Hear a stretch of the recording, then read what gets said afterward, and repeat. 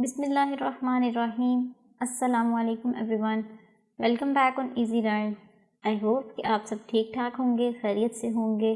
तो चलते हैं आज के लेक्चर की तरफ। और जैसा कि आप लोगों ने टाइटल देख लिया है आज के लेक्चर का, तो आज के लेक्चर में हम लोग जो है वो अपनी एक्सरसाइज को स्टार्ट करने वाले हैं।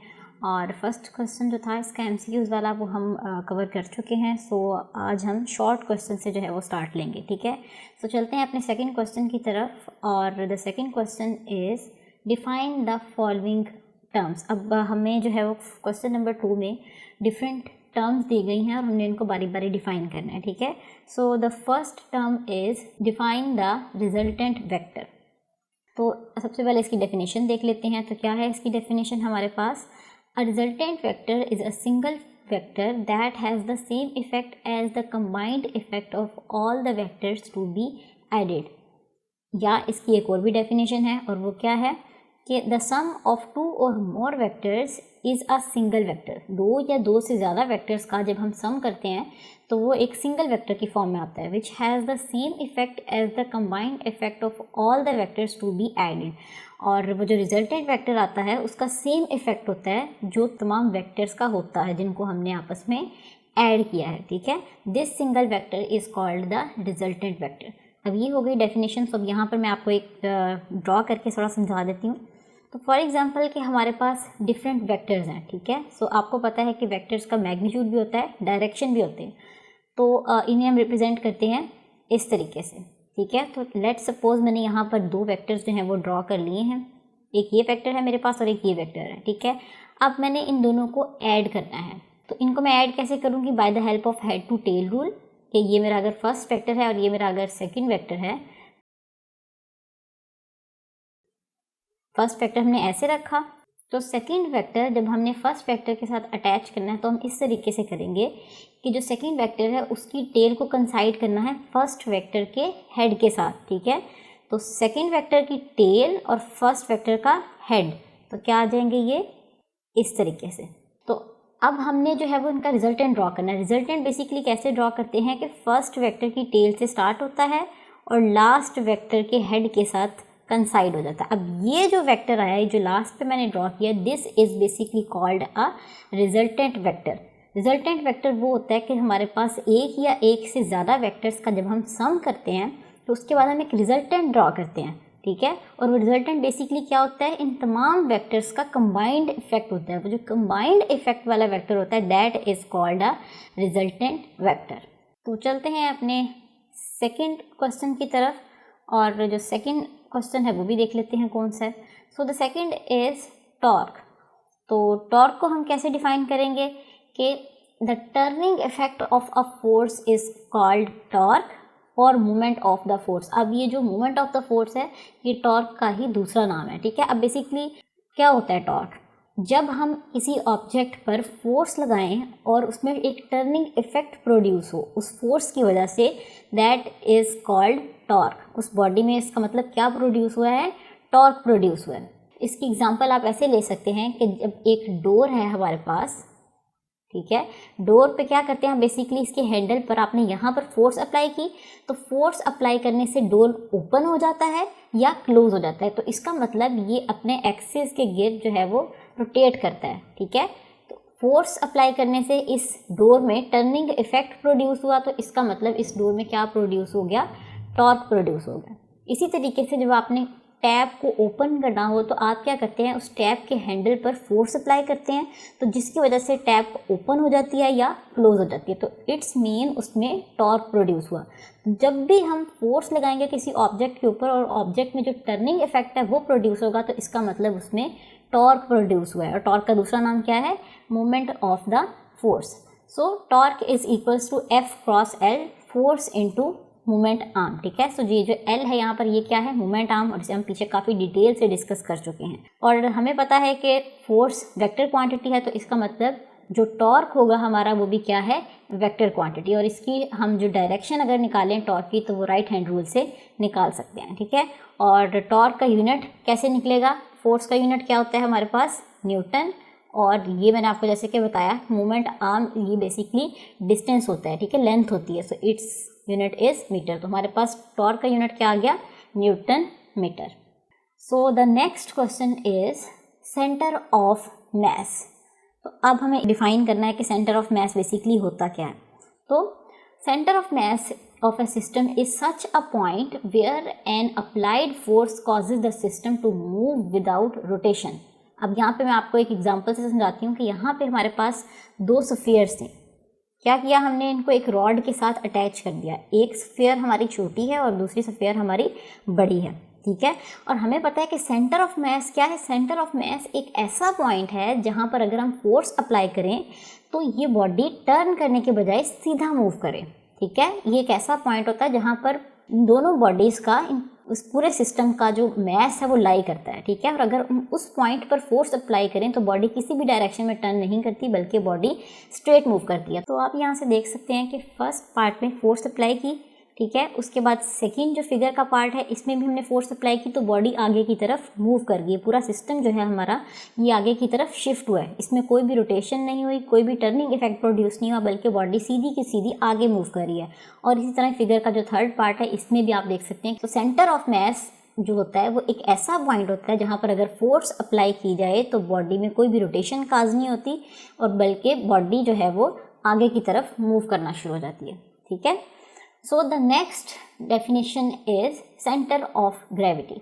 तो सेंटर ऑफ ग्रेविटी को समझने के लिए यहाँ पर मैंने फिगर्स ड्रॉ की हुई हैं। तो फिगर्स में बेसिकली क्या है, यहाँ पर किसी भी बॉडी का सेंटर पॉइंट है जहाँ पर जो है वो पूरी ग्रेविटी उस बॉडी की एक्ट कर रही होती है। तो हम इसे डिफाइन कैसे करेंगे, a point where whole weight of the body appears to act vertically downward is called the centre of gravity of a body.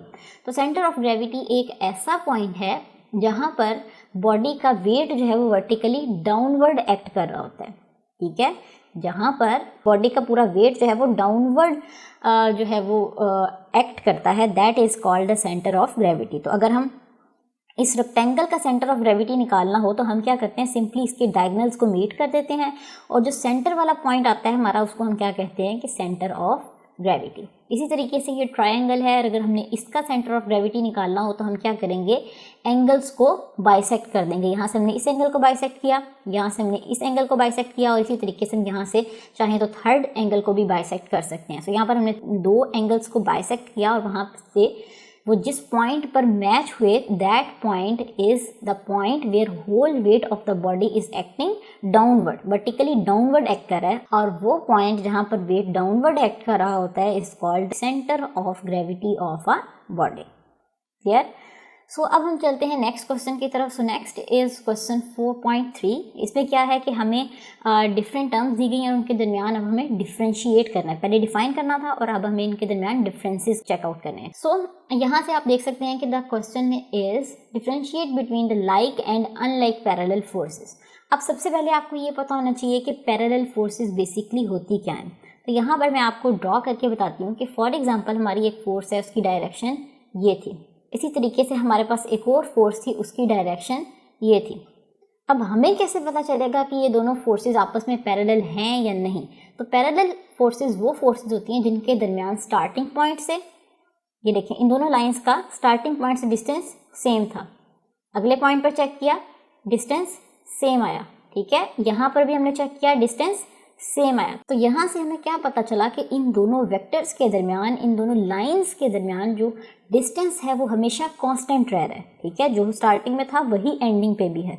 तो ऐसी फोर्सेस जिनके दरमियान डिस्टेंस जो है वो हमेशा कांस्टेंट रहता है उनको हम पैरेलल फोर्सेस कहते हैं, ठीक है। या पैरेलल लाइंस कौन सी होती हैं, जिन लाइंस के दरमियान डिस्टेंस हमेशा कांस्टेंट रहता है, जो स्टार्टिंग में था वही एंड पॉइंट पर भी होता है। क्लियर। तो अब आता है लाइक पैरेलल फोर्सेस और अनलाइक पैरेलल फोर्सेस। अब लाइक पैरेलल फोर्सेस वो फोर्सेस होती हैं जिनमें डायरेक्शन जो है फोर्स की वो सेम होती है, ठीक है। फॉर एग्जांपल अगर ये फोर्स है, इसकी डायरेक्शन कुछ इस साइड की है और एक और फोर्स होगी उसकी डायरेक्शन भी इसी साइड पे होगी, मतलब इन दोनों फोर्सेस की डायरेक्शन जो है वो सेम है। तो इसका मतलब these forces are like parallel forces, ठीक है। So like parallel forces are the forces that are parallel to each other and have same direction, जो कि पैरेलल भी होती हैं और उनकी डायरेक्शन भी सेम होती है। On the other hand unlike parallel forces क्या होती हैं, अनलाइक मतलब कि लाइक के ऑपोजिट, डायरेक्शन सेम थी तो यहाँ पर डायरेक्शन जो है वो रिवर्स हो जाएगी। Unlike parallel forces are the forces that are parallel, जो कि पैरेलल तो होती हैं but have directions opposite to each other, लेकिन इनकी जो डायरेक्शन है वो ऑपोजिट होती है। कैसे ऑपोजिट होगी? अगर एक फोर्स इस डायरेक्शन में एक्ट हो रही है तो दूसरी फोर्स जो है वो इस डायरेक्शन में एक्ट होगी। ये दोनों फोर्सेस होंगी तो पैरेलल, बट इनकी जो डायरेक्शन है वो क्या होगी? वो ऑपोजिट हो जाएगी। सो ये है main difference like parallel forces का और अनलाइक पैरेलल फोर्सेस का। तो एक डिफरेंस तो ये है कि आप इन दोनों को ऐसे डिफाइन कर देंगे, और सेकंड डिफरेंस ये है कि आप इन दोनों को ऐसे ड्रॉ करके बता देंगे, ठीक है, कि लाइक पैरेलल फोर्सेस कौन सी हैं और अनलाइक पैरेलल फोर्सेस कौन सी हैं, ठीक है। तो चलते हैं अपने सेकेंड पार्ट की तरफ।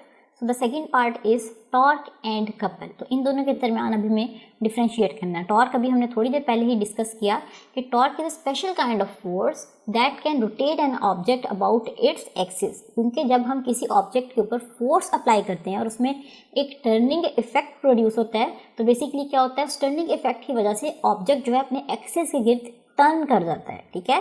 तो हमें क्या पता चला कि torque is a special kind of force, एक स्पेशल फोर्स है जिससे क्या होता है, ऑब्जेक्ट जो है वो अपने एक्सिस के गिर्द टर्न कर जाता है, ठीक है। While a force is described as a push और पुल। तो वो फोर्स पुश भी हो सकती है, पुल की फॉर्म में भी हो सकती है। अब देखना हमने कि कपल क्या होता है। Couple is formed by two unlike parallel forces of the same magnitude but not along the same line.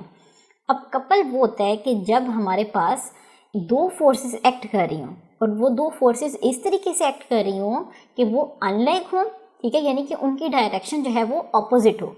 Direction तो ऑपोजिट हो गई बट उनका मैग्नीट्यूड सेम होना चाहिए, ठीक है, और not along the same line, यानी कि वो जिस पॉइंट पर एक्ट कर रही हैं उनका line of action of force जो है वो डिफरेंट होना चाहिए, ठीक है। तो तीन मेन चीज़ें हैं कपल में कि हमारे पास दो अनलाइक पैरेलल फोर्सेस होंगी जिनका मैग्नीट्यूड जो है वो सेम होगा but they are not acting along the same line, उनका लाइन ऑफ एक्शन जो है वो डिफरेंट होगा, ठीक है। तो उसको समझाने के लिए यहाँ से स्टीयरिंग की एक एग्जांपल आप देख सकते हैं कि यहाँ पर हमारे पास दोनों फोर्सेस की डायरेक्शन ऑपोजिट आ रही है, हैं तो पैरेलल बट ऑपोजिट डायरेक्शन है, तो क्या हो गया, ये अनलाइक पैरेलल फोर्सेस। इसके अलावा इनका मैग्नीट्यूड जो था वो सेम था, सो इसलिए हमने इन दोनों फोर्सेस को रिप्रेजेंट किया by the help of F. अब not acting along the same line, इसका क्या मतलब है? आप देख सकते हैं कि ये जो फोर्स है इसका लाइन ऑफ एक्शन क्या है, ये वाला कुछ इस तरीके से। और अगर हम इस फोर्स को देखें तो इसका लाइन ऑफ एक्शन ये वाला है। तो इन दोनों फोर्सेस का जो लाइन ऑफ एक्शन है वो डिफरेंट है, तो इसका मतलब ये कपल प्रोड्यूस करेंगे, ठीक है। तो ये चीज़ें हमारी एक स्टीयरिंग की एग्जाम्पल के जब हमें टर्न करना होता है तो हम स्टीयरिंग के ऊपर फोर्सेस इस तरीके से लगाते हैं कि एक डायरेक्शन से हम उसे अपवर्ड पुश देते हैं और दूसरी तरफ से हम उसे डाउनवर्ड पुश देते हैं। तो जब ये ऑपोजिट फोर्सेस एक्ट करेंगी स्टीयरिंग के ऊपर तो वहाँ पर कपल प्रोड्यूस होगा, ठीक है। तो कपल बेसिकली क्या है कि जब इन दोनों फोर्सेस की वजह से टर्निंग इफेक्ट प्रोड्यूस होगा उनका सम, तो उन दोनों टर्निंग इफेक्ट्स का सम कर देंगे तो वो कपल होगा। लेकिन जो मूवमेंट प्रोड्यूस हो रहा है यानी कि फोर्स इस पॉइंट के ऊपर लग रही है और इसमें टर्निंग इफेक्ट प्रोड्यूस हो रहा है, that is called a torque, ठीक है। आई होप कि आपको टॉर्क और कपल का जो डिफरेंस है वो क्लियर हो गया होगा। तो चलते हैं अपने थर्ड डिफरेंस की तरफ। तो third is the stable and neutral equilibrium. तो ये हमने काफ़ी डिटेल डिस्कस किया था अपने लेक्चर में, तो हम एक दफ़ा फिर से यहाँ पर देख लेते हैं स्टेबल इक्विलिब्रियम। अब यहाँ पर आप एग्जाम्पल में देख सकते हैं कि हमारे पास एक बुक है, ये एक रेस्ट पोजीशन पर थी, तो हमने क्या किया, इसे थोड़ा सा टिल्ट किया। टिल्ट करने के लिए हमने इसे थोड़ा सा ऊपर को उठाया, तो हमने इस बॉडी की, इस बुक के ऊपर फोर्स अप्लाई की। तो फोर्स अप्लाई करने से ये ऐसे ऊपर की तरफ उठ गई, ठीक है।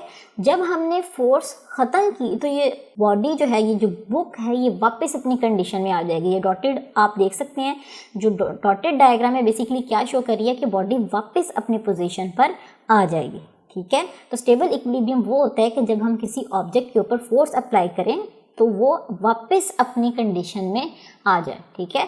So body is said to be in stable equilibrium if after a slight tilt it returns to it previous position. वो पहले जिस पोजीशन में थी वो टिल्ट के बाद भी उसी पोजीशन में आ गई। तो बेसिकली इसकी रीज़न क्या है, when a book is lifted it's centre of gravity is raised. जैसे कि आप देख सकते हैं पहले इसका सेंटर ऑफ ग्रेविटी ये था, तो यहाँ से यहाँ तक सिर्फ इतना सा डिस्टेंस था, बट जब हमने इसे टेबल से ऊपर हाइट पर लेके गए तो इसका सेंटर ऑफ ग्रेविटी आप देख सकते हैं कि यहाँ से लेके यहाँ तक हो गया, यानी कि बढ़ गया। So the line of action of weight passes through the base of the book, the torque due to the weight of the book bring its back to the original position. तो इसमें टॉर्क प्रोड्यूस हुआ, तो जो इसका torque था वो इसको वापस अपनी पोजीशन में ले आता है। तो इस वजह से बेसिकली ये जो है बुक अपनी वापस कंडीशन में आ जाती है और अपनी स्टेबल इक्विलिब्रियम को मेंटेन करती है। ठीक है, सो the next is neutral equilibrium. अब न्यूट्रल इक्विलिब्रियम क्या होता है कि यहाँ से हम जो है वो एक एग्जांपल देख लेते हैं कि अगर हमारे पास एक बॉल है तो हमने क्या किया, इसे पुश दिया। सो बॉल ने क्या किया, थोड़ा सा डिस्टेंस कवर किया और डिस्टेंस कवर करने के बाद वो एक नई पोजीशन पर आ गया। ठीक है, तो यहाँ से हमें क्या पता चला कि if a body remains in its new position when disturbed from its previous position. अब ये इसकी प्रीवियस पोजीशन थी, हमने यहाँ से इसे डिस्टर्ब किया तो जो न्यू पोजीशन आई वो भी बिल्कुल प्रीवियस पोजीशन की तरह ही थी। ठीक है, तो इसका मतलब इन दोनों की पोजीशंस पर बिफोर एंड आफ्टर की जो पोजीशन है इस पर कोई भी फ़र्क नहीं पड़ा। तो इसका मतलब जो बॉडी है वो न्यूट्रल इक्विलिब्रियम में। अगर बॉडी की पोजीशन में स्टार्टिंग और एंडिंग पॉइंट पर जो पोजीशन है उनमें कोई भी फ़र्क नहीं आ रहा, यानी कि पोजीशन तो चेंज हुई है, अब यानी कि पोजीशन नहीं चेंज, उसकी पोजीशन चेंज हुई है बट जो न्यू पोजीशन आई है वो भी प्रीवियस की तरह की ही है, तो इसका मतलब जो बॉडी है वो इक्विलिब्रियम पोजीशन में। तो अब इसकी क्या रीज़न है, if a ball is rolled it's centre of gravity is neither raised nor lowered. अब इसका सेंटर ऑफ ग्रेविटी ये था, तो जब बॉल ने रोल किया तब भी उसका सेंटर ऑफ ग्रेविटी वही रहा, चेंज नहीं हुआ। तो this means that its centre of gravity is at the same height as before. तो इसका मतलब जो इसका सेंटर ऑफ ग्रेविटी था वो वही था जो पहले था। तो सेंटर ऑफ ग्रेविटी में कोई भी चेंज नहीं आया। तो जब सेंटर ऑफ ग्रेविटी में कोई भी चेंज नहीं आया बिफोर और आफ्टर की जो फाइनल पोजीशंस हैं, यानी कि न्यू एंड ओल्ड पोजीशंस पर जो सेंटर ऑफ ग्रेविटी था वो सेम है, तो इसका मतलब जो हमारा ऑब्जेक्ट है वो न्यूट्रल इक्विलिब्रियम में है। ठीक है, तो आई होप कि आपको आज के लेक्चर की अच्छे से समझ आ गई होगी। तो ये था जी हमारा आज का लेक्चर। इंशाल्लाह हम आपसे मिलेंगे अपने अगले लेक्चर में। तब तक के लिए अपना बहुत सारा ख्याल रखिएगा, दुआओं में याद रखिएगा। अल्लाह हाफ़िज़।